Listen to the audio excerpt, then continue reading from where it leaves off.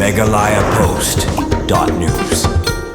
Kibor Pulit Karibhoy District mentarsengi kelayok bankem yuba san borlang rapsang ubadai Presiden kah nyautrep National Youth Front Mawlai Circle bad babatro kum assistant disciplinary secretary ke sengkme halo kejing subah Donkti ban pinbit binbiang ya kalik kawan jogi Dkhot ke sengke ngatiar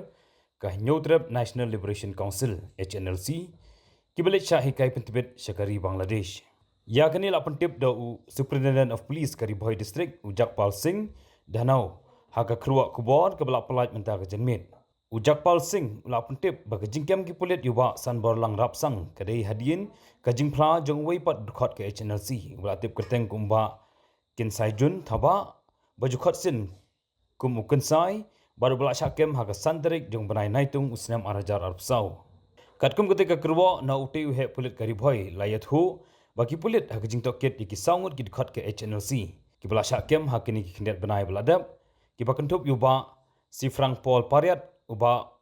banabat lingdo uba wan pensingan dempap uba kitbok mujai uba si Frank Paul Pariat ula pla hak ki pulit bolalet ban syahikai pentibit syagari Bangladesh lemot te uba kinsai jun thaba hapdeng jeki benai naitung bat benai nailar jong usnam arajar arpulai bat wan phayeng tang mariadap kate ke jing syahikai pentibit layat hu bah jing toket jing ki pulit utei ba kinsai jun thaba ula pla bo udei Dkhot jong kaseng Hnlc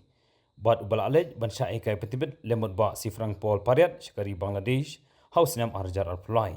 bat plaru ba ya kalik kawan ke jong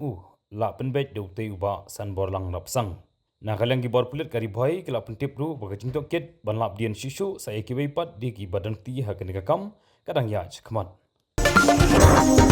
meghalayapost.news.